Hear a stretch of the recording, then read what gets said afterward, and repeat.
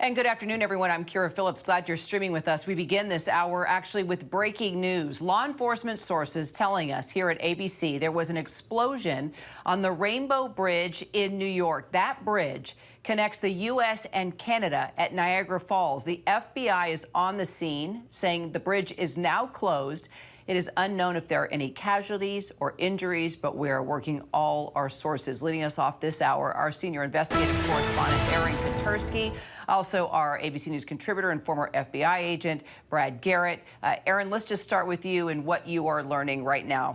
We know there was some kind of a vehicular explosion on the U.S. bound side of the Rainbow Bridge. There are 4 bridges that link Canada and the United States over the Niagara River. All 4 of them have been shut down out of an abundance of caution following this explosion on the Rainbow Bridge in Niagara Falls.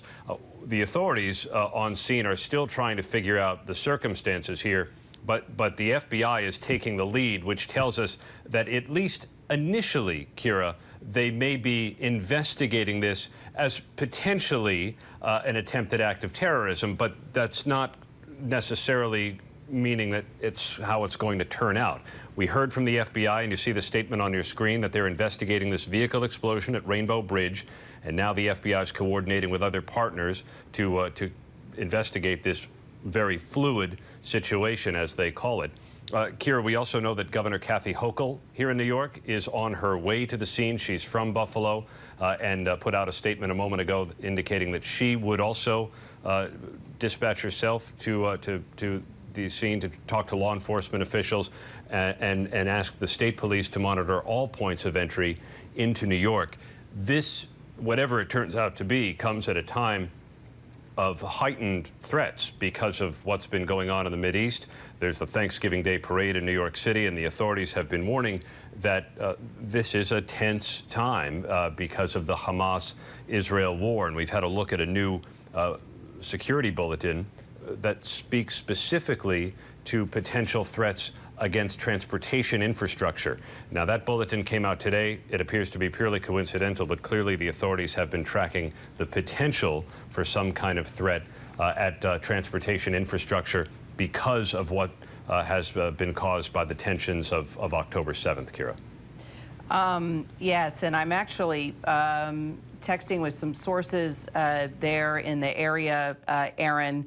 I'm going to hold off on going on record with this until we are able to confirm, but I do want to bring Brad in on this, and Aaron, you as well. I'm getting a couple texts from law enforcement that they are concerned about what type of attack this was. Let's just say that all law enforcement, as you mentioned, Aaron, has been on edge, especially now given the holiday, the war in the Middle East, where, as you have said, tempers are running high. Brad, what are you hearing from your sources? Well, not much, and I think you can't assume that this is a terrorist act of some form. It may well be, but you just don't really have enough information. Obviously, there's a lot of traffic over this bridge going north and south, Canada to the U.S. and the other direction. It's unclear. There's been some reporting that the car was maybe going toward Canada. Don't know if that's true or not. May or may not be relevant. But the point being is, what were the circumstances? In other words, I assume, because it's a busy bridge, you've got witnesses that are going to tell you, was the car going at a high rate of speed? Did it drive around other cars that would give it some context? How did the car explode? What did the witnesses say? What have they initially found at the scene that would suggest a bomb or not a bomb or just a car exploding? It would be natural for the FBI to show up at this scene and maybe even lead initially, only because it's an international bridge into another country. And so let's see where the sort of pieces go together as to what this really is. I get that we're in a heightened state at this point, and Aaron's talking about, the war in Israel with Hamas, and even Ukraine and Russia to a certain extent.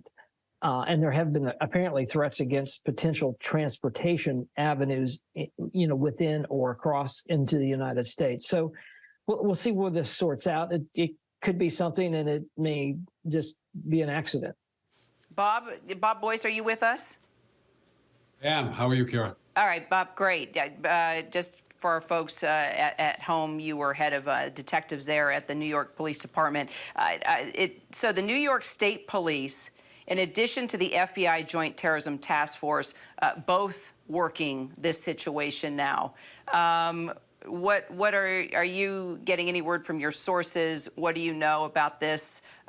Could this be an attempted terror attack in light of everything we've been talking about, the holidays, the war in the Middle East, the protests we've seen around the country? Sure, Kara. So there's a lot going on with today, and especially this day, the Wednesday before Thanksgiving, the highest traffic day of the year. So you look at these things and possibly where it occurred, and that's the Border Inspections Plaza from the reports I'm getting. So this car drove into that plaza, and then there was an explosion.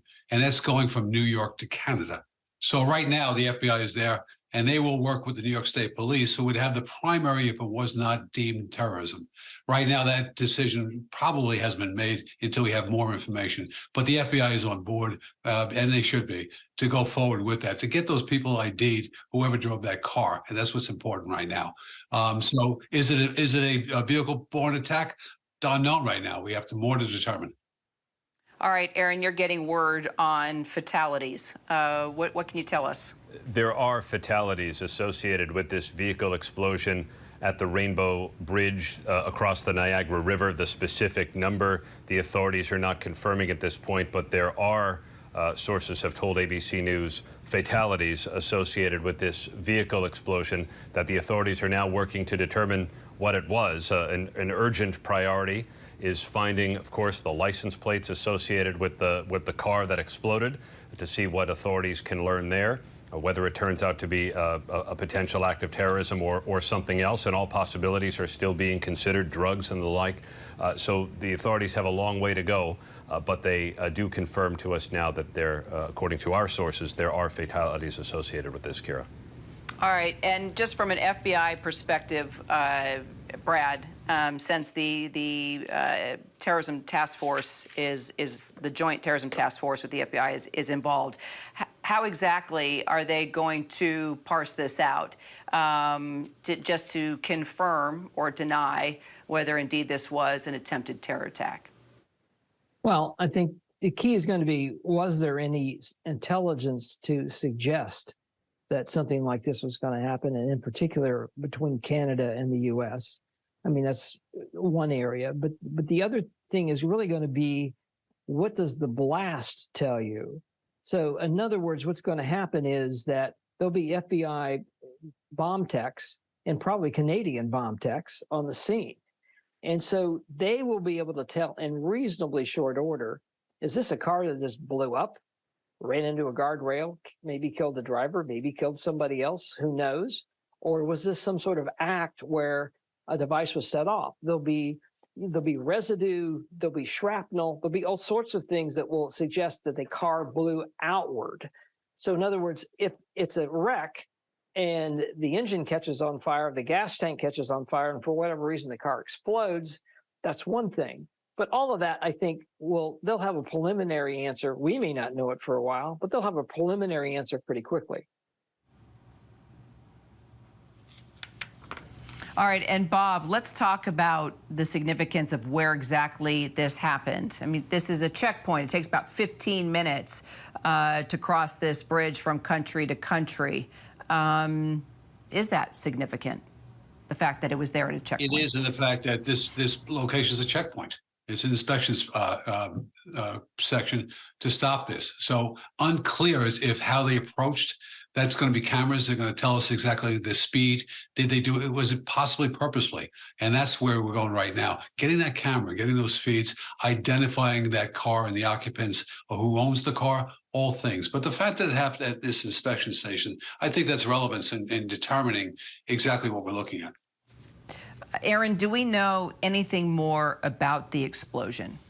We don't know anything more about the explosion just yet, but we have seen images from the aftermath that indicate a pretty significant debris field. Doesn't seem, terribly wide beyond the scope of the bridge itself or the the toll booth or whatever it is. But there is a lot of debris that the authorities are going to have to pick through, and with fatalities now associated with this explosion, the authorities are going to have to be a bit extra careful, I would think. We are still waiting to find out exactly what this was, but the authorities do have all of this on surveillance images, it seems. There's cameras all over the bridge, so the authorities, which you can watch in real time, but the authorities can undoubtedly go back, see what exactly occurred, pinpoint the exact time of the explosion, and then work from there.